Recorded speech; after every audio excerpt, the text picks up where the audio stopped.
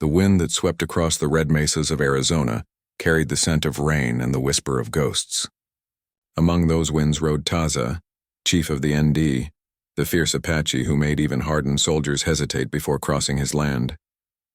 His name meant the brave one, but bravery came with burdens, and in Taza's heart lay a secret that no man or woman could name. He was strong, yes, the kind of strength that carved legends. His shoulders were broad enough to bear the weight of his people, his arms marked with the scars of wars fought for freedom. But inside, something deeper had hardened him beyond reach. He had known loss in ways that bled a man from the inside out.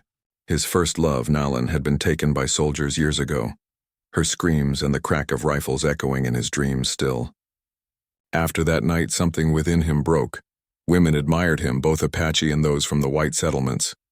Some whispered that Taza could have any woman he wanted. Others said the spirits had cursed him, that his pride was too great, his masculinity too untamed. But the truth was far stranger. Taza could not give his heart to any woman. He had tried. He had courted strong daughters of chiefs, women of beauty and courage. But when they looked into his eyes, they saw a storm, something that promised love but carried pain instead. None could touch that place deep inside him where tenderness should live.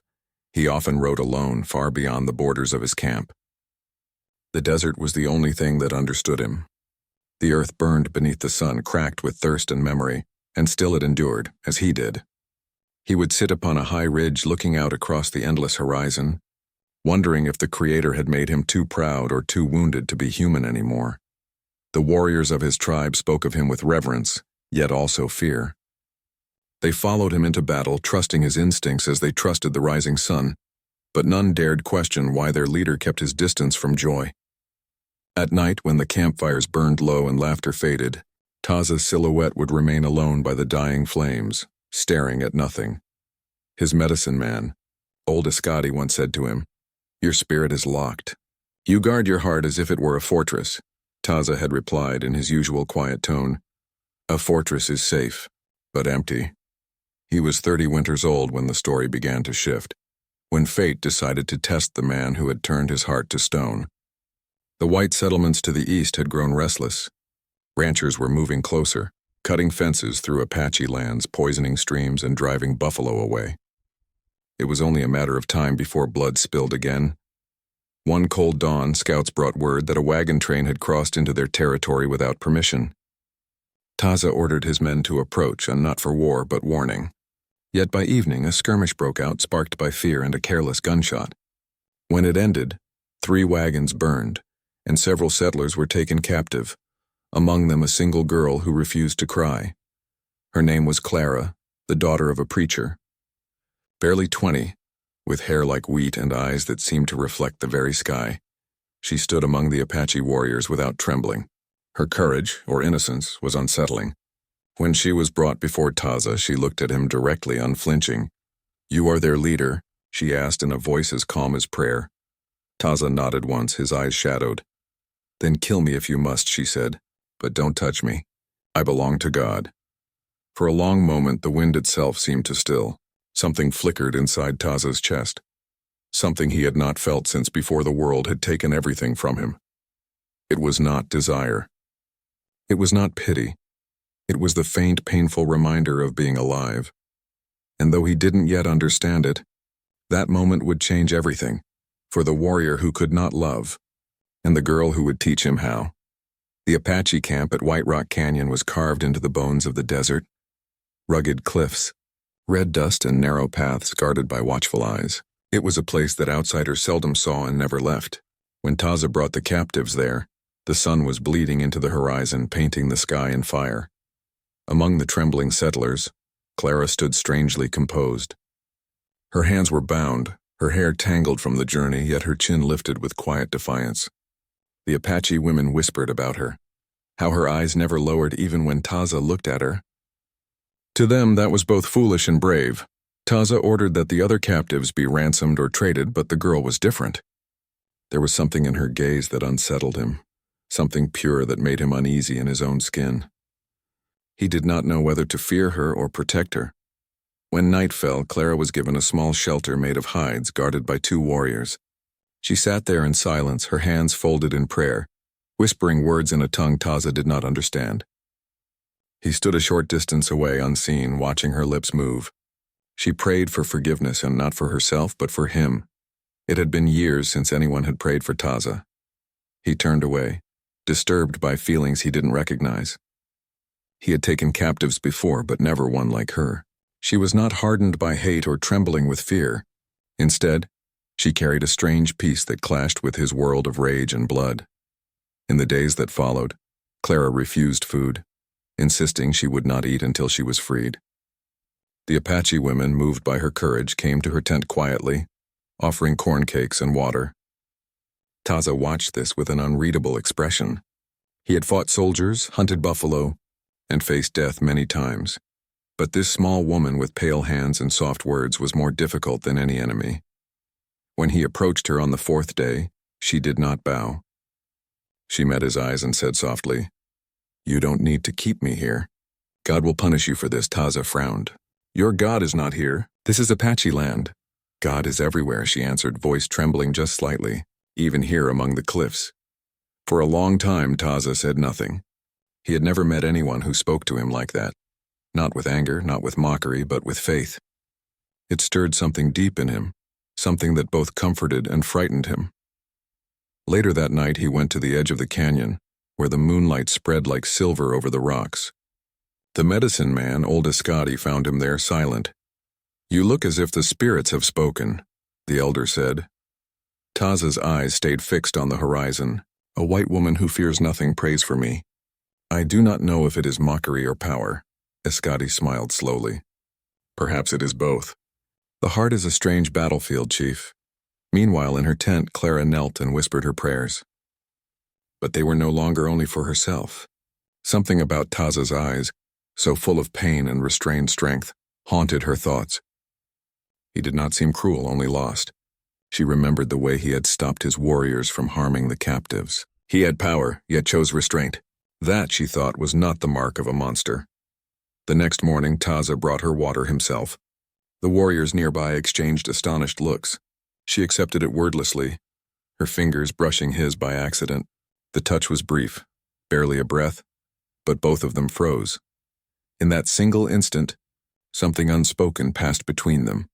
Not desire, not defiance, but a fragile awareness that neither could explain.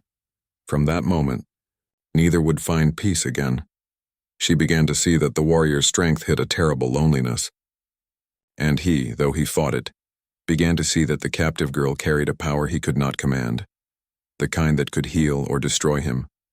And far above them, the hawks circled in the burning sky as if they, too, sensed that the world of the Apache chief and the preacher's daughter would never be the same. The sun rose fierce and golden over White Rock Canyon, its rays sliding between the cliffs and painting the Apache camp in light. The morning began as it always did. The women grinding corn, the men tending horses, the children running with laughter. But for Taza, the day had already turned restless before it began. He had not slept. The image of Clara kneeling in the firelight, whispering prayers with her head bowed, haunted him through the night. It was not lust that unsettled him.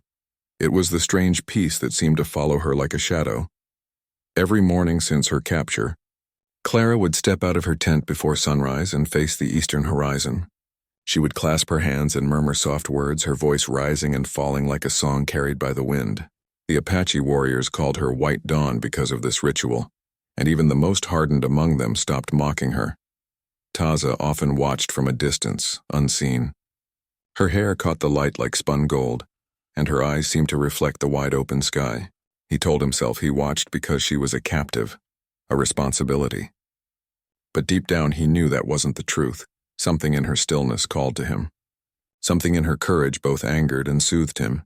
One morning she caught him watching. He froze, his hand tightening around the bow he carried. For a long moment they simply stared at each other across the camp, the warrior and the captive, both proud, both wounded. Then to his surprise she smiled softly and said, "You don't have to hide." Taza approached slowly, his moccasins silent in the sand. "I do not hide," he said. "You watch me pray," she replied. "Why?" he hesitated. "Because you speak to someone who never answers." Clara tilted her head, studying him. Perhaps he does, just not in ways you hear. Her calm defiance pricked something deep in him. Your God has taken your land. He brings your people here to die or to kill mine. If he speaks, he is cruel. Clara shook her head gently. Not cruel. And twist his words. Not him. Taza stared at her, half in disbelief, half in fascination. You defend the same people who burn your world? She looked down. I don't defend them. I forgive them. Those words struck him like an arrow. Forgive. The word itself was foreign to him, soft and dangerous. His life had been built on vengeance, not mercy. He had fought every battle believing that only hate kept his people alive. And yet this girl, who had every reason to curse him, spoke of forgiveness as if it were the only truth that mattered. He walked away without another word. But her voice followed him in his thoughts for the rest of the day. That evening, as the sky bled purple and gold, Taza found himself sitting by the river that ran through the canyon. Its surface shimmered in the fading light. He saw her reflection before he heard her footsteps. Clara had come to fetch water, unaware that he was there. She knelt, dipping her small hands into the current, and for the first time Taza noticed how delicate her wrists were, how easily a single wrong act could break her. She turned then, sensing him. Their eyes met again, this time closer, no guards, no barriers. Do you ever listen to the river? She asked softly. He frowned. It has no words. It does, she said. It speaks if your heart is quiet enough. And before he could answer, she added almost in a whisper, Your heart isn't quiet, is it? Her words unsettled him more than any threat. No one had ever dared to look inside him, to see what even he refused to face. When she walked away, the sound of her steps lingered like the fading echo of a song.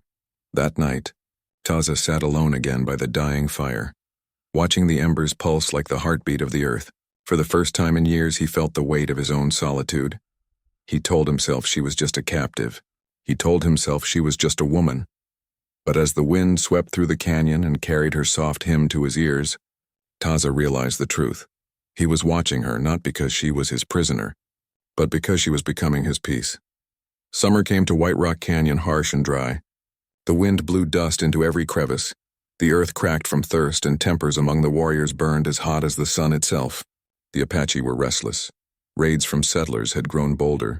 Food was harder to find, and whispers of rebellion stirred through the camp.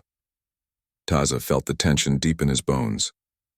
His people were proud, but hunger made even proud men desperate, and desperate men could turn on their own. It began one night when a group of young warriors returned from a raid against orders. They brought stolen cattle, whiskey, and 2 wounded men. The camp erupted into shouts. Taza came out of his lodge, his tall figure commanding silence even before he spoke. I told you, he said in the deep, calm tone that carried more power than anger. No raids without my word. One of the young warriors, Nantan, stepped forward, proud, reckless, his face painted with the arrogance of youth. You lead us to peace while the white men take our hunting grounds. You forbid us from fighting, from taking women. Are we still warriors, or have you made us slaves to your mercy? The word stung, though Taza showed no sign. His people watched, silent and waiting. Nantan sneered. You fear to fight because your heart is weak. You have a white woman in camp, chief. Perhaps she has already tamed you. Gasps rose from the crowd. The insult was open, deadly. For a moment, the only sound was the wind sighing through the rocks. Taza stepped forward, the firelight flickering across his scarred chest. You question my heart? Nantan laughed bitterly. You lead like a priest, not a warrior. Maybe the spirits have cursed you, made you half a man. The circle of men shifted uneasily. They knew what came next. Taza's eyes darkened, but his voice stayed low. Then I will show you what kind of man I am. The fight that followed was brutal, silent, and swift. Nantan lunged with a knife. Taza caught his wrist mid-air, twisting until bone snapped. The younger man fell, gasping, but Taza did not finish him. Instead, he dropped the knife into the dust and turned away. Strength, he said, his voice carrying over the firelight, is not in what we destroy, but what we protect. The warriors fell silent. Even the night seemed to hold its breath. From the shadows at the edge of camp, Clara had watched the confrontation unfold. Her heart had pounded with fear, not for herself, but for him. When she saw Taza spare Nantan's life, something inside her shifted. She had prayed for mercy, and she had seen it come from the last man she expected. Later, as the camp settled and the wounded were tended, Clara found herself drawn to Taza's lodge. He was alone, sitting by the dying embers of a fire. The mark of the fight, a thin cut on his cheek, gleamed faintly in the firelight. "You could have killed him," she said quietly from the doorway. Taza didn't look up. "It would have been easy." "Then why didn't you?" He stared into the flames. "Because once I start, I won't stop." Her breath caught. The quiet in his voice was more dangerous than any roar of anger. "You are not what they say," she whispered. Taza turned then, his gaze heavy with something raw and unfamiliar. "And what am I?" She stepped closer, the firelight touching her pale face. A man at war with his own heart. For a long moment neither spoke. The air between them felt charged, trembling like a drawn bowstring. Clara's pulse thundered in her ears. Taza's hands, scarred and strong, flexed once before he forced them still. Outside, thunder rolled faintly over the desert, the promise of rain after long drought. Taza looked back into the fire and said softly, almost to himself, "The storm is coming," and Clara, though she didn't know whether he meant the sky or their hearts, whispered, "Then let it come." The desert had waited months for rain. When it finally came, it arrived not as a whisper but as a roar. The sky turned the color of molten steel, lightning split the horizon, and thunder rolled through the canyons like the voice of an angry god. That night, Taza felt the storm before he saw it. The wind tore through the camp, lifting tents, scattering fires, sending the horses into frenzy. Warriors ran to secure the herds, women shouted for their children, and rain began to fall in heavy, blinding sheets. Taza gave orders swiftly, his voice cutting through the chaos. "To the cliffs. Move the sick and the old first." He caught a young boy's arm, pulling him out of the mud, and handed him to his mother. But as he turned toward his own lodge, a thought struck him with sudden force. Clara. Her small shelter, built near the riverbank, would not withstand the storm. Without hesitation, Taza ran through the deluge, water pounding his face, wind howling in his ears. Lightning flashed, illuminating the canyon for one blinding instant, and there she was, struggling to hold down the flapping hide of her tent, her hair whipped wild around her face. "Clara!" he shouted, but the thunder drowned his voice. She looked up, saw him running toward her, and a moment later the pole of her shelter snapped. The tent collapsed around her. Taza reached her just as the canvas fell, dragging her free into the rain. She gasped for breath, trembling, her white dress plastered to her skin, her lips blue with cold. "This way," he shouted, gripping her hand. They ran through sheets of rain toward the canyon wall. The wind howled like a living thing, and the river, once a trickle, now raged, churning brown and wild. The campfires were gone. The world was water and darkness. At last they reached the mouth of a narrow cave tucked into the cliffside. Taza pulled her inside and pressed his shoulder against a boulder to seal the opening from the wind. The noise, outside, dulled, leaving only the steady pounding of rain. Clara stood near the back of the cave, shivering, her hands clasped tightly around her arms. Her breath came in small, sharp gasps. Taza looked at her, at the tremble in her shoulders, the streaks of mud on her cheeks, the quiet fear she tried to hide, and something inside him shifted. He took off his heavy blanket cloak and placed it around her shoulders. "You will dry here," he said simply. She looked up at him, her eyes luminous in the dim light. "And you?" "I am Apache," he replied. "The rain does not harm me." But Clara saw the water dripping from his hair, the shiver he tried to hide. With a small, uncertain gesture, she reached out and pulled the cloak wider so that it covered them both. For a moment, he stiffened. Then, slowly, he allowed it. The cave was silent except for the storm outside. The nearness of her warmth, her scent, the fragile rhythm of her breath, unsettled him more than any battle ever had. She was trembling, not from fear now, but from the strange closeness that neither could name. "Why did you come for me?" she asked softly. Taza hesitated. "Because I am responsible for all in my camp." Her eyes searched his. "All? Or just me?" He didn't answer. He couldn't. Words seemed too small for what thundered inside him. He turned away, staring at the cave wall where the flicker of lightning slipped through cracks in the stone. After a long silence, Clara whispered, "You could have left me to die." Taza's voice was low. "I have seen enough death." The storm raged on outside, wild and merciless. Inside, something gentler was brewing. A storm of another kind, quieter but no less powerful. When the rain began to ease, Clara closed her eyes and leaned her head against the stone. "I think," she said drowsily, "God sends storms to test who we really are." Taza looked at her then, this strange, stubborn girl who prayed for him instead of cursing him, and felt a warmth rise in his chest he did not recognize. "Or to show us," he murmured, "who we could be." And for the first time in years, the warrior's heart began to thaw, not from the fire of battle, but from the quiet, fragile light of a woman's faith. Morning came soft and gray, the storm spent. Mist clung to the canyon walls like smoke, and the air carried the scent of wet earth, a smell of cleansing, of beginnings. Inside the cave, Clara woke slowly. Her head rested against the rough stone, Taza's heavy cloak still wrapped around her shoulders. For a moment she lay there, disoriented, listening to the steady rhythm of his breathing beside her. He sat near the entrance, watching the rain drip from the rocks outside. His dark hair was damp, his profile sharp and still as a carving. The storm had stripped the land bare, and in its wake, silence reigned. When Clara stirred, he glanced over, his expression unreadable. "You should rest more," he said quietly. "I'm awake," she answered, her voice soft. "Is the camp all right?" Taza nodded. "No lives lost.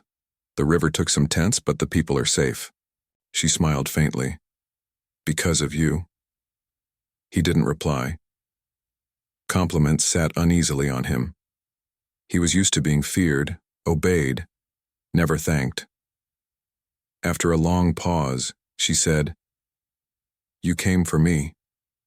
He looked down. "You are under my protection." "That's not what I asked," she said gently. His silence stretched between them. Outside, a hawk cried somewhere in the distance. Finally, he exhaled and said, "I do not know why I came for you." Clara studied him quietly. His face was a map of conflict, strength and sorrow, restraint and something deeper he didn't yet understand. "You hide from your heart," she said at last. He turned to her, his dark eyes narrowing. "You speak boldly for a captive." "I speak what's true," she replied. "You saved me twice now, yet you act as though it shames you." He rose then, pacing to the mouth of the cave, shoulders tense beneath the light. "When you have seen death as I have," he said, his voice low and rough, "you learn that saving one life does not erase the ones you lost." She hesitated. "Who did you lose?" He was silent for so long she thought he would not answer. Then, without turning, he said, "Her name was Nalan. She was my promised one. The soldiers came before dawn. I fought them, but they took her. When I found her body, I buried my heart with her." The quiet that followed felt heavy. Sacred.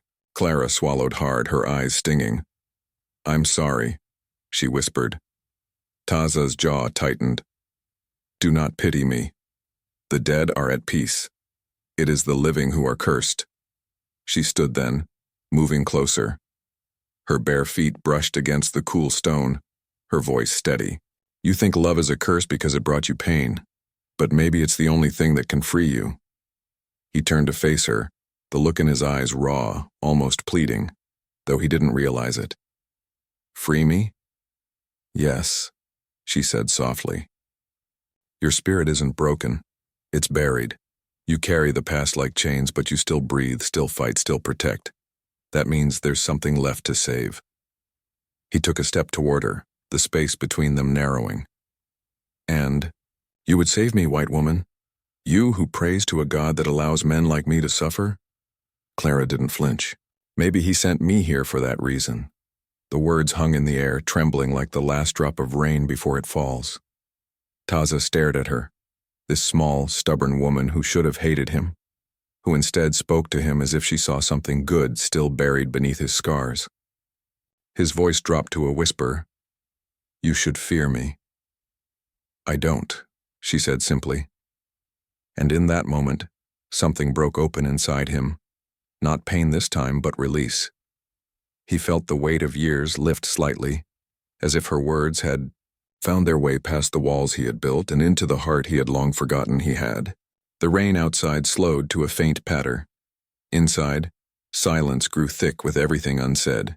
Grief, gratitude, and something new neither dared name. When he finally spoke, his voice was low, almost reverent. "You are strange, Clara of the Sky Eyes.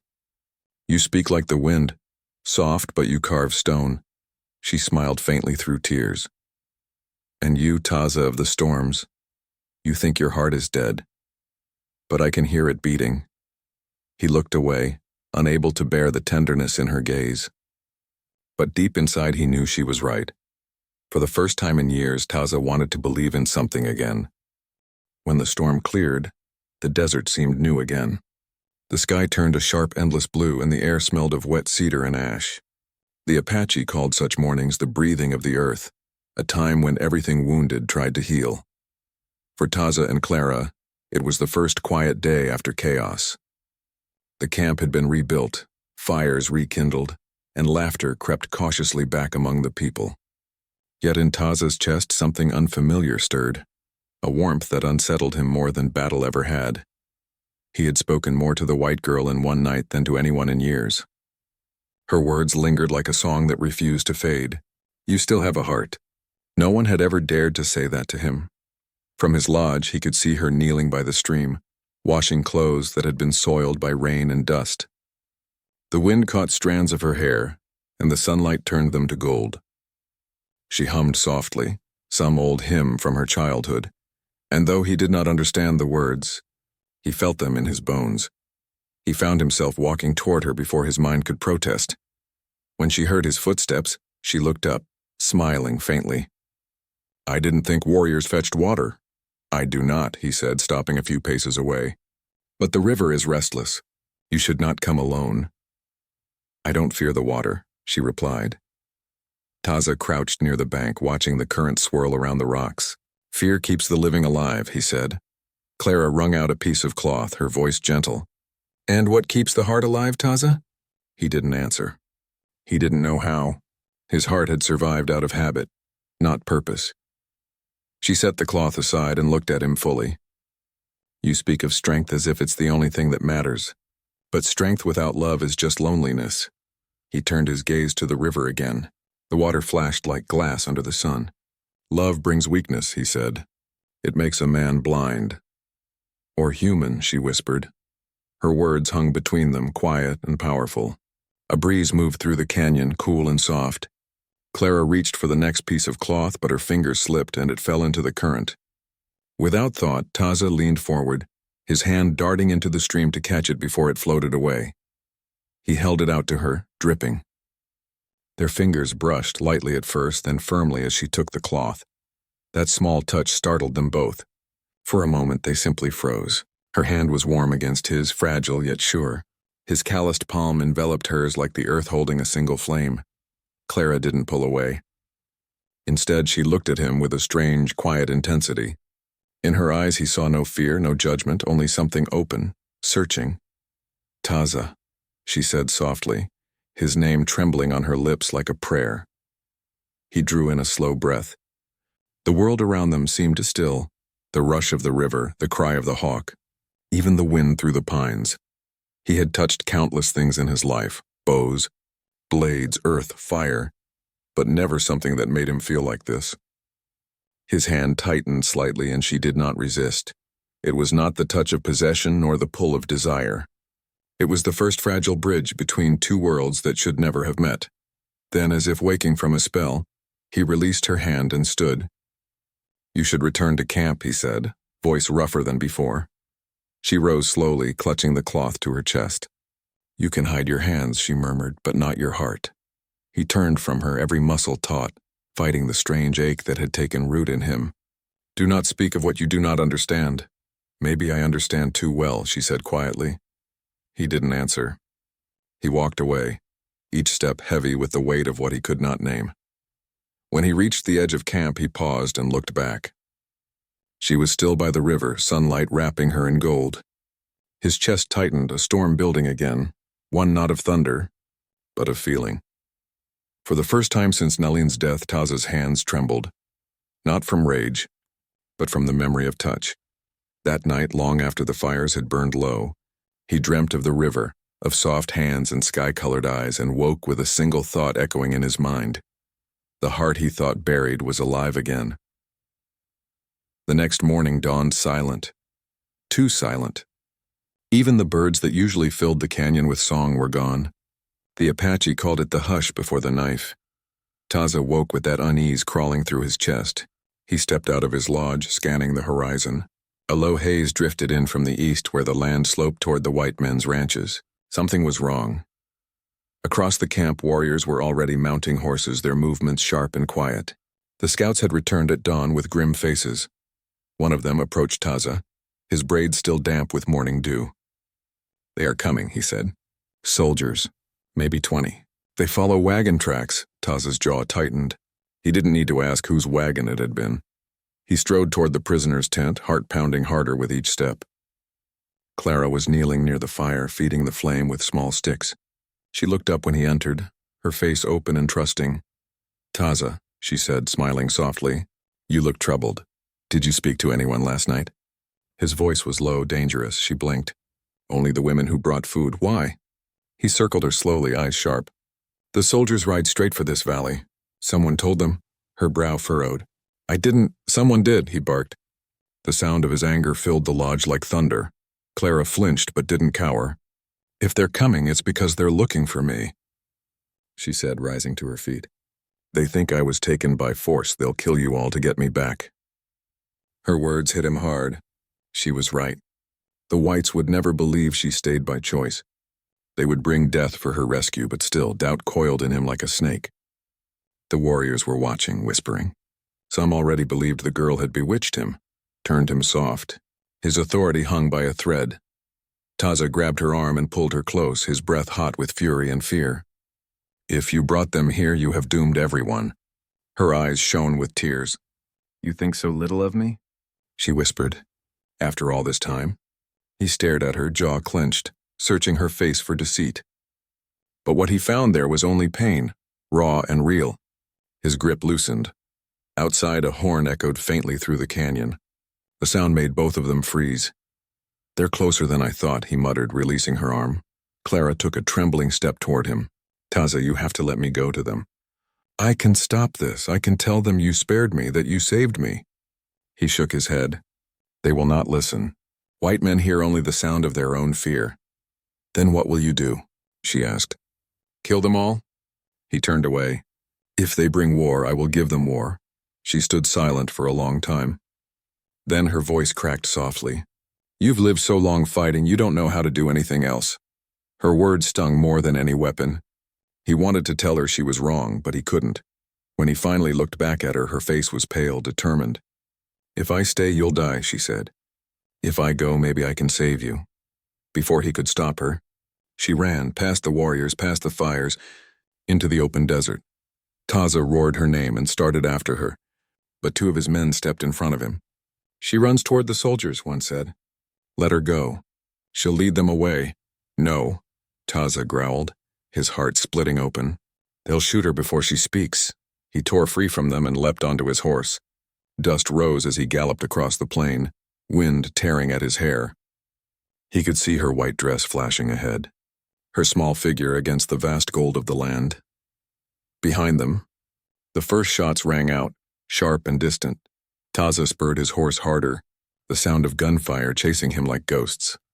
When he reached the ridge overlooking the valley, smoke was already curling from below, soldiers on horseback, rifles raised.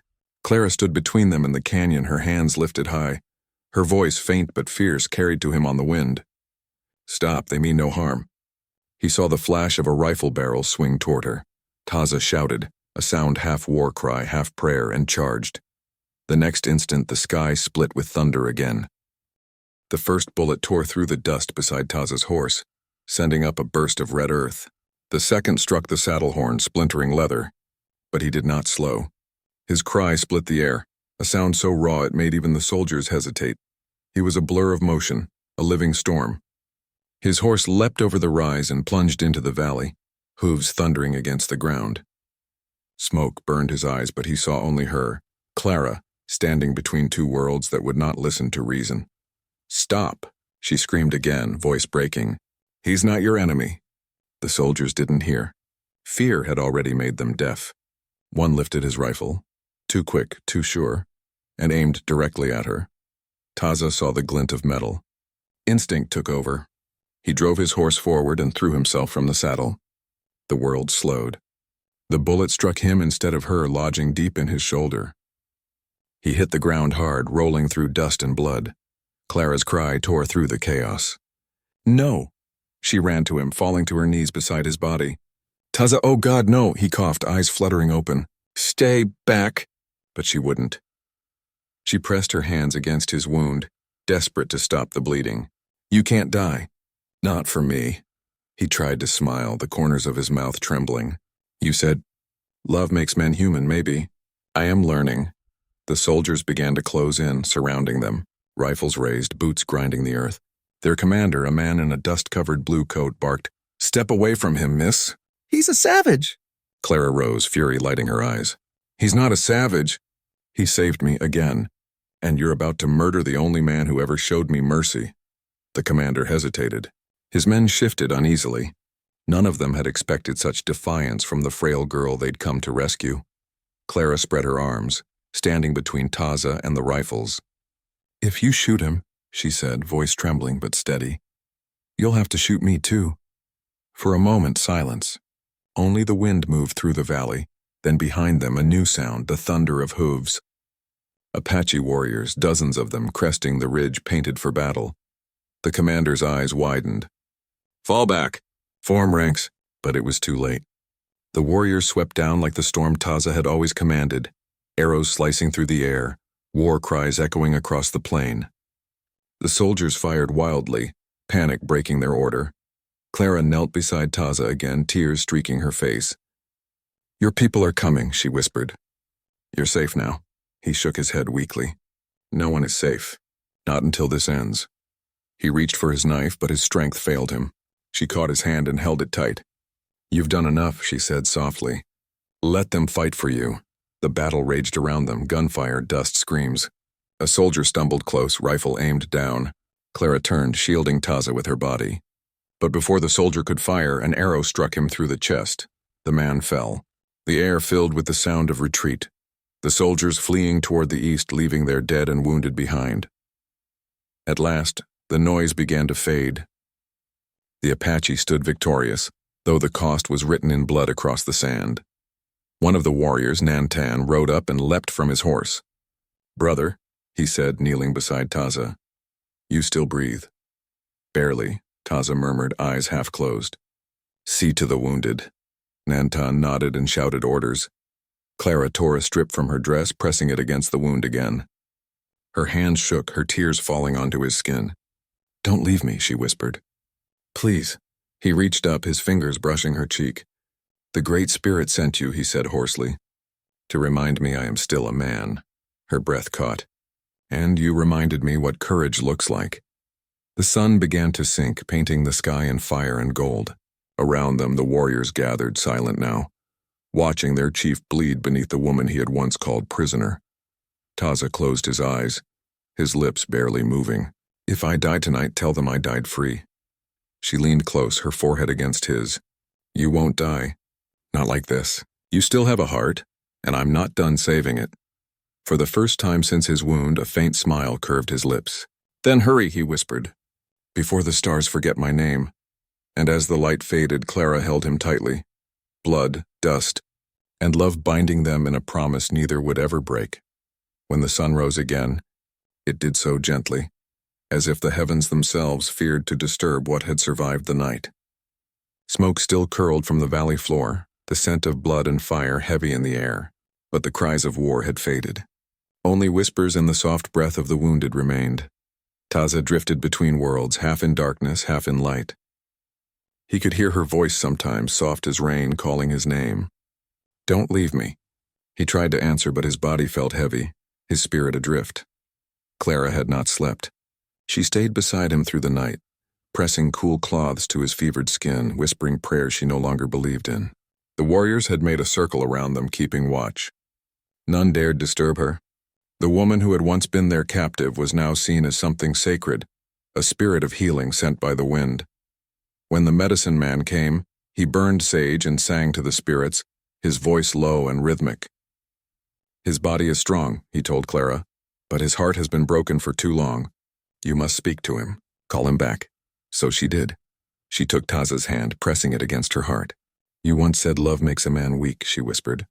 "But love is what's keeping you alive. You're not allowed to leave me, do you hear? Not now. Not when we finally found each other." For a long time, nothing. Then a flicker, the faintest twitch of his fingers. She gasped and leaned close. "That's it. Come back to me." His eyelids fluttered. His breath deepened. Finally, his voice rough as dry wind. "You never listen." She laughed through her tears, her body shaking with relief. "And you never stop trying to be the strong one." Days passed and Taza healed slowly. His people brought herbs, roots, and water from the sacred spring. Clara tended him with devotion that left the tribe in quiet awe. She learned their words, their songs, their ways. She laughed with the women and helped the children gather berries by the river. The Apache began to speak of her differently, not as a prisoner, but as the one who stayed. When Taza could finally stand, he walked with her to the edge of the canyon, where the world stretched wide and red beneath the sky. "You should go," he said softly. "Back to your people. They will be searching." She turned to him, eyes steady. "My people don't want me." "Not the way you do," he frowned, torn. "Your world and mine cannot live together. The whites hate what they do not understand." She stepped closer, her voice low but fierce. "Then we'll teach them." One heart at a time. For a long time he said nothing. The wind moved through his hair, carrying the scent of cedar and dust. He looked at her. The woman who had crossed every boundary of fear, who had seen him not as savage or chief but as man. Finally he reached for her hand. "The spirits laugh," he murmured. "They gave me the one woman I was not meant to love. And yet," she whispered, smiling through tears, "you do." Below them the river shimmered like glass. A hawk circled overhead, its shadow gliding across the earth. A blessing. When they returned to camp, the medicine man waited. He raised his staff and spoke words that rolled like thunder through the quiet. "Two hearts once bound by fate shall now be joined by choice." He placed paint upon their foreheads, white for truth, red for courage, and tied a single braid of horsehair between their wrists. The tribe watched in reverent silence. Taza looked at Clara. "This binds us before the spirits," he said. "There is no turning back." She met his gaze without fear. "I never turned back from the moment I met you." The warriors pounded their drums. The sound echoed across the valley, a rhythm of rebirth and unity. For the first time, white and Apache danced to the same beat. Two worlds daring to share a single story. That night, under a sky spilled with stars, Taza and Clara lay beside the fire. The pain in his body had eased, but his heart, his once-buried heart, beat stronger than ever. "Do you still think love makes men weak?" she asked, her voice a whisper against his chest. He smiled faintly, eyes half closed. "No," he said. "It makes them eternal." She smiled, tracing the scar on his shoulder. "Then let's live forever, Taza." And as the firelight danced over their faces, the night wrapped around them, soft, endless, and whole.